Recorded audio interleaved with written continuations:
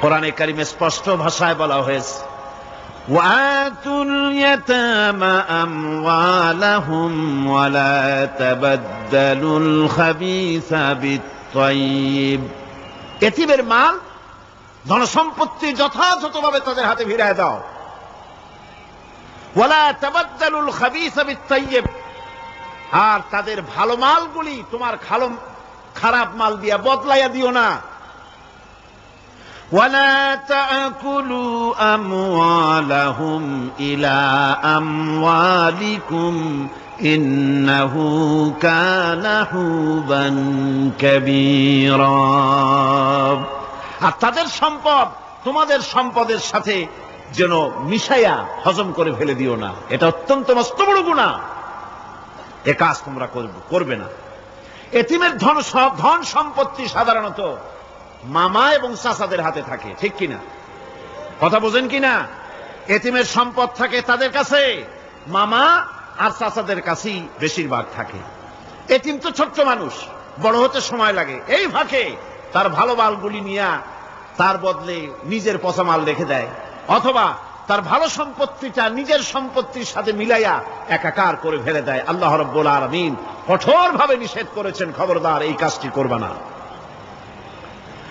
যারা এমন কাজ করে, এতিমের মাল যারা নষ্ট করে, এতিমের মাল যারা খায়, তাদের সম্পর্কে আল্লাহ পাক বলছেন, ইন্নাল্লাযীনা ইয়াকুলুনা আমওয়ালাল ইয়াতামা যুলমান ইন্নামা ইয়াকুলুনা ফি বুতুনিহিম নারা ওয়া সায়াসলাউনা সাঈরা। অন্যায়ভাবে এতিমের মাল যারা ভক্ষণ করে, তারা তো এতিমের মাল খায় না, বরং পেটের মধ্যে তারা আগুন ঢুকায়। পেটের মধ্যে কি ঢুকায়? আর অচিরেই এদেরকে জাহান্নামে নিক্ষেপ করা হবে। কোথায় নিক্ষেপ করা হবে? জাহান্নামে। যারা এতিমের মালকে ভক্ষণ করে, এতিমের মাল নষ্ট করে, এতিমের হক নষ্ট করে, তাদের জায়গা জাহান্নাম। আর এতিমের মাল যারা খায়, তারা যেন আগুন খায়। কি খায়? এতিমের ধন সম্পদ হজমকারীদের ব্যাপারে তাদের যে বিরাট হীনমন্যতা কাজ করে, এজন্য আল্লাহ পাক বলতেছেন, কাল্লা বাল্লা তুকরিমুনাল ইয়াতীম। না, কখনোই নয়। আসল ব্যাপার হচ্ছে তোমরা হীনমন্যতার কারণে এতিমকে সম্মান দাও না, এতিমকে মর্যাদা দাও না। ওয়ালা তাহাজ্জুনা আলা তাআমিল মিসকিন, আর মিসকিনদেরকে তোমরা পরস্পরকে খেতে দেওয়ার জন্য তোমরা উৎসাহিত করো না। নিজেরাও খাও না, অন্যদেরকেও সে পথে উৎসাহিত করো না। এই যে কাজগুলি তোমরা করো, এটা মস্ত বড় অপরাধ। আল্লাহ রাব্বুল আলামিন এতিমের মাল সম্পর্কে আরো বলছেন, ولا تقربوا مال اليتيم إلا بالتي هي أحسن حتى يبلغ أشده। আল্লাহ পাক বলছেন, এতিমের মালের নিকটবর্তীও হবে না যতক্ষণ পর্যন্ত তারা যৌবন প্রাপ্ত না হয়, বুদ্ধি শুদ্ধি না আসে, ততক্ষণ পর্যন্ত এতিমের মালের কাছে যাবে না। হ্যাঁ, যাবে মালটাকে রক্ষণ করার জন্য, রক্ষণাবেক্ষণ করার জন্য, মালগুলি খাওয়ার জন্য না। এতিমদের ব্যাপারে আল্লাহ পাক এভাবে সতর্ক করেছেন। মানুষ যখন, বাচ্চাগুলি যখন এতিম হয়ে যায়, বাচ্চা বেঁচে থাকতে, বাচ্চার বাপ মা বেঁচে থাকতে বাচ্চারে কোলে নেয়।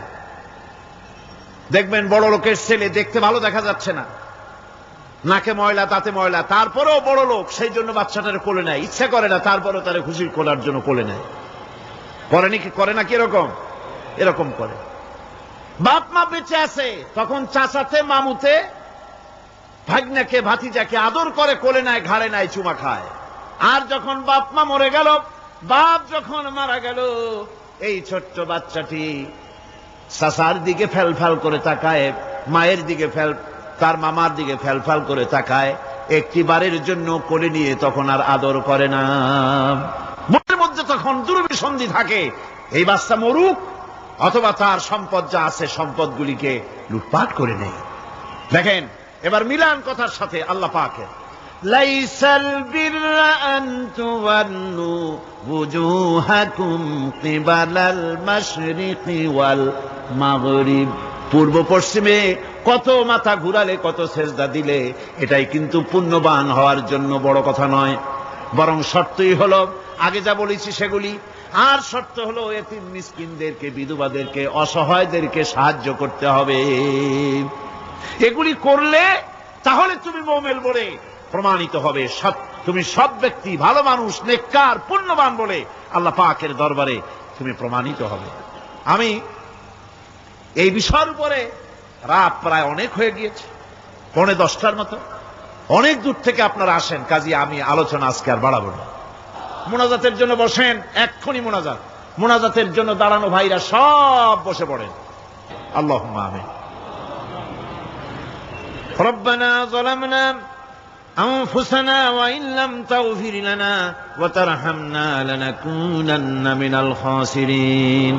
রব্বানা লা তুযিগ কুলুবানা বা'দা ইয হাদাইতানা ওয়া হাব লানা মিন লাদুনকা রাহমাতান ইন্নাকা আনতাল ওয়াহ্হাব। আয় আল্লাহ তাআলা, এই বিশাল জনসমুদ্র নিয়ে তোমার দরবারে হাত তুলেছি পবিত্র মেরাজের রজনীতে। আয় আল্লাহ, তুমি দয়া করে মেহেরবানি করে আমাদের আলোচনা, দুরুদ সালামের সওয়াব আমাদের বিশ্ব নবী, তোমার প্রিয় হাবিব জনাবে মুহাম্মদ রাসূলুল্লাহ সাল্লাল্লাহু আলাইহি ওয়াসাল্লামের রূহ মুবারকে পৌঁছায়া দাও। সমগ্র বিশ্বের মাটির নিচে যত মুমিন মুমিনাত আছেন তাদের আরো আর পরে সওয়াব পৌঁছায়া দাও।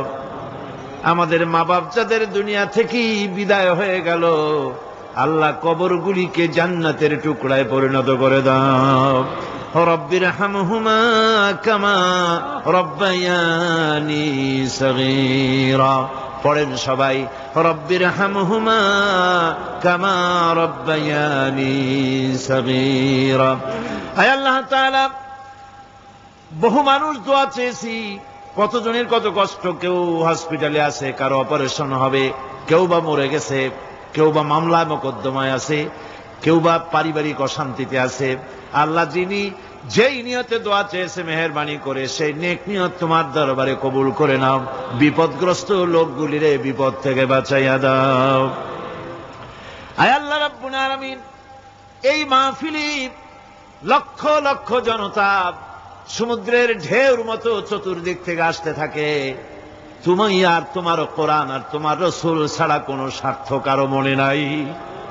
কাউরে রিক্সা ভাড়া দেওয়া হয় না, ট্রাক ভাড়া, বাস ভাড়া কাউকে দেওয়া হয় না। এক লোকমা খানাও এখানে পায় না, তাবাররুক বা সিন্নি বিতরণও হয় না। আয় আল্লাহ, নিঃস্বার্থ ভাবে এই লোকগুলি যাতায়াত করে। আল্লাহ, তোমার কোরআনের বরকতে সকলকে তুমি গুনাহ মুক্ত করে দাও। আয় আল্লাহ তাআলা, যাতায়াত আসান করে দিও, যাতায়াতের পথে কারো যেন কোনো বিপদ না হয়ে যায়। আয় আল্লাহ তাআলা, বাড়ি ঘর ফালায় আসে, বাড়ি ঘর তোমার ফেরেশতা দিয়ে তুমি হেফাজত করো। রব্বুল আলামিন, মা বোনেরাও কষ্ট করে আসে, আল্লাহ তুমি দয়া করে এ মাহফিলে যারা শরীক হয়, এ মাহফিলে, কোরআনের মাহফিলে শরীক হওয়ার কারণে তোমার কাছে একটা দাবি করি। দাবিটা হলো, মেহেরবানি করে সব মানুষকে তোমার কাবা ঘর দেখাও। যারা উপস্থিত হয়েছে সকলকে তোমার হাবিবের রওজায় গিয়া সালাম দেওয়ার তৌফিক দাও। রব্বানা তাকাব্বাল মিন্না ইন্নাকা আনতাস সামিউল আলিম ওয়া তুব আলাইনা ইন্নাকা আনতাত তাওয়াবুর রহিম। سبحان ربك رب العزة عما يصفون سلام على المرسلين الحمد لله رب العالمين واجعل آخر كلمتنا عند الموت لا إله إلا الله محمد رسول الله. السلام عليكم ورحمة الله.